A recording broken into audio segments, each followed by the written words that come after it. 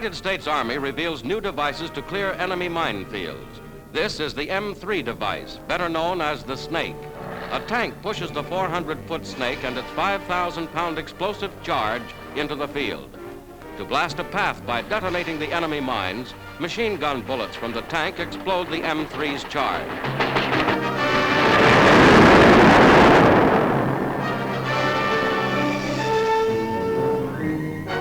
For clearing anti-personnel mines, another Snake, the M1, comes into play.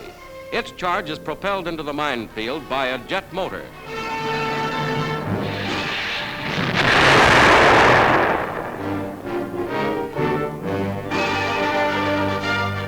In heavily mined areas inaccessible to tanks, the M6 takes over. This double-barreled Snake thrusts out over 1,000 pounds of explosives. Its charge can be set to explode at a predetermined point in the minefield.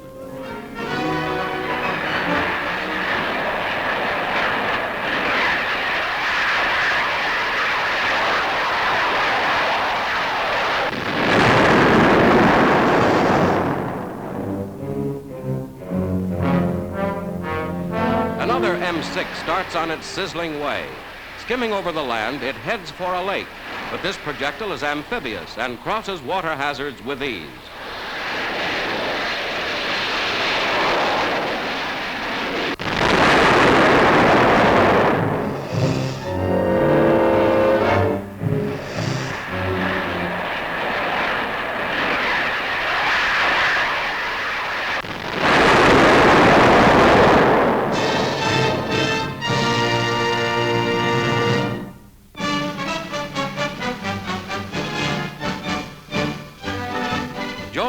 World's heavyweight boxing champion, tests his famous right arm in bowling practice. These are just preliminary exercises before Lewis starts intensive training for his championship match with Billy Conn in June. The champ's timing looks pretty good right now.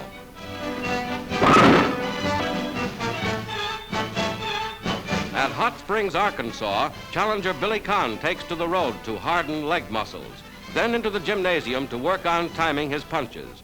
The challenger is taking his training seriously. His shiftiness of foot almost beat Lewis in their first bout in 1941.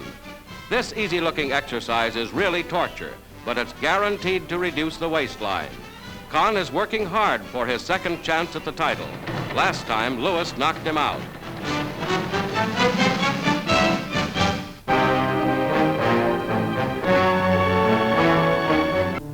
A streamlined ferry boat is the first commercial vessel equipped with radar to guide it safely through night and fog on congested Puget Sound between Bremerton and Seattle, Washington.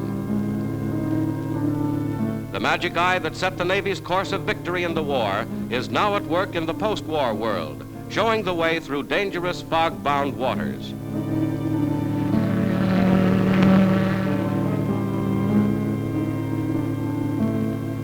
On the radar screen is revealed the presence of channel markers, obstacles, and shorelines, a scientific marvel charting a safe course in the peacetime pursuits of commerce.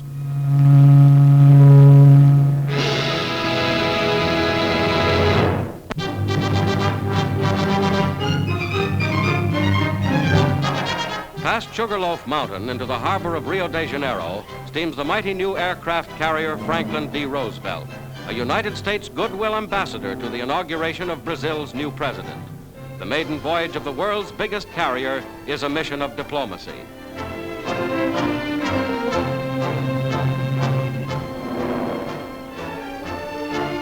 By air transport, as personal envoy of President Truman, comes New York City's former Mayor LaGuardia in white suit for this summer season in the Southern Hemisphere.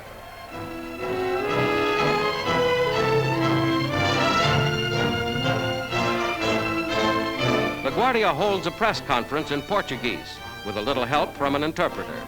He is well known in South America because of his active support of the good neighbor policy. Cynosure of all eyes, he arrives at Tiradentes Palace to attend the inauguration of General Eurico Gaspar Dutra, newly elected President of the United States of Brazil.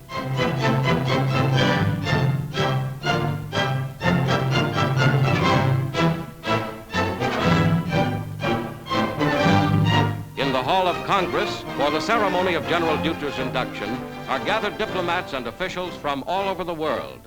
The provisional president, José Linares, hands over the reins of government to the first chief executive ever elected by direct popular vote in Brazil.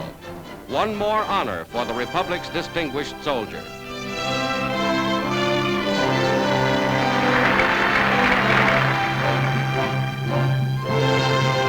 Later at Catete Palace, former Mayor LaGuardia meets the president informally to convey President Truman's and America's best wishes for a successful democratic administration.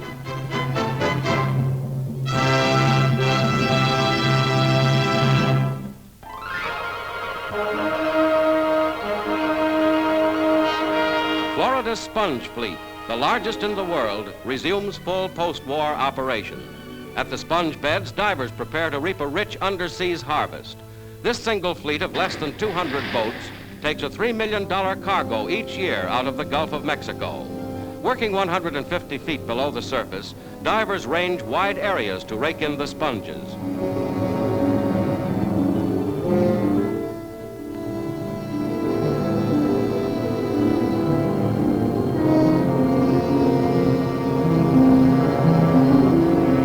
The natural sponges are mashed to press out foreign matter. Fouled airlines and occasional attacks by sharks and barracuda make sponge diving a hazardous occupation. Tarpon Springs is marketplace for a big-time industry located at the bottom of the sea.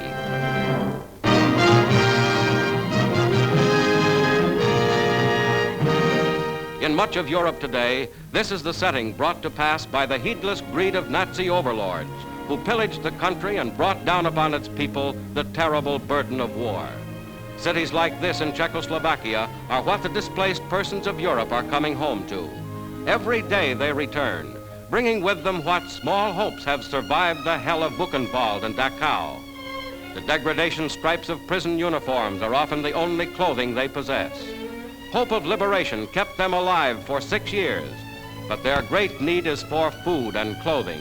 And food, for instance, is 25% below the pre-war level.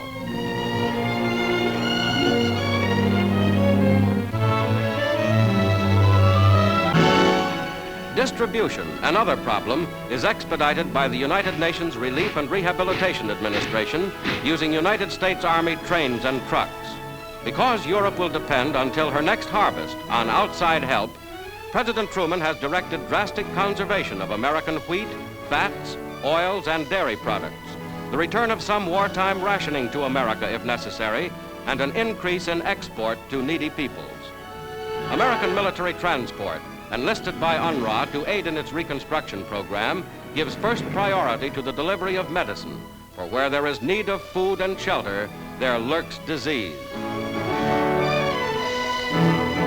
Clothing from overseas helps out against the cold of a hard winter, which has yielded little fuel.